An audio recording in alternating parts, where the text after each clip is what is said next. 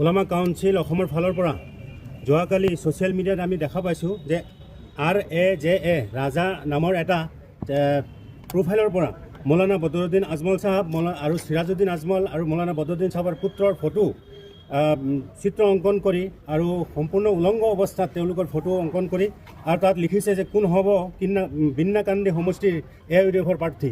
গতিকে আমাৰ ৰাজনীতিৰ লগত কোনো সম্পৰ্ক নাই, কিন্তু কথা হ'ল যিজন ব্যক্তিয়ে এনেধৰণৰ ব্যংগচিত্ৰ অংকন কৰি মৌলানা বদৰুদ্দিন আজমল চাহাবৰ ভাৱমূৰ্তি বা মৌলানা বদৰুদ্দিন আজমল চাহাবক অপমান কৰিব বিচাৰিছে, কিন্তু আমি ওলামা কাউন্সিল অফ অসমৰ ফালৰ পৰা আমি এই কাৰ্য গৰিহণা দিছোঁ।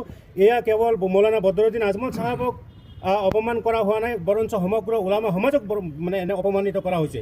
গতিকে আমি ওলামা সমাজৰ ফালৰ পৰা এই বিষয়টোৰ ওপৰত উচিত তদন্ত কৰি দৃষ্টান্তমূলক শাস্তি ব্যৱস্থা কৰাৰ কাৰণে আৰু এই RAJA নামৰ যিটো প্ৰফাইলৰ পৰা যিজন দুষ্কৃতিকাৰীয়ে এনেধৰণৰ কাৰ্য কৰিবলৈ পাৰিছে সেইজনক অতি শীঘ্ৰে কৰায়ত্ব কৰি জেল হাজতলৈ প্ৰেৰণ কৰাৰ ব্যৱস্থা কৰিব লাগে।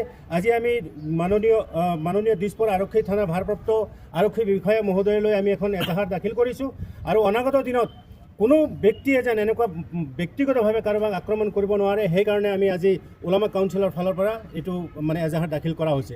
কাৰণ মৌলানা বদৰুদ্দিন আজমল চাহাব কেৱল তেওঁ এজন ৰাজনৈতিক নেতা নহয়, তেখেতে সৰ্বভাৰতীয় জমিয়ত উলামাই অসম ৰাজ্যিকৰ সভাপতি হয়। ইয়াৰ উপৰি বিশ্বৰ ভিতৰত ভাৰতৰ নাম উজ্জীৱিত কৰা দাৰুল উলুম দেওবন্দ মাদ্ৰাছাৰ তেখেতে ৰুকনে শুৰা অৰ্থাৎ যি 7জনীয়া কমিটি থাকে সেই 7জনীয়া কমিটিৰ ভিতৰত তেখেতে অন্যতম সদস্য। ইয়াৰ উপৰি তেখেত অসম ৰাজ্যিক জমিয়ত উলামাৰ সভাপতি।